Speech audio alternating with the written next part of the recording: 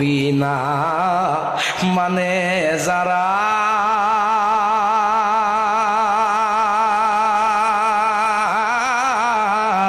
100% বেঈমান তারা এই জগতে, ঠিক না কন?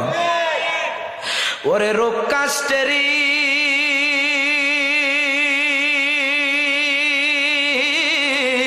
নৌকা খানি রে বন্ধু, ওরে নাহি ডুবার ভয় পার, কে যাবি নবীর নৌকাতে আয়। নবীর নৌকায় ওঠার দরকার আছে কিনা না?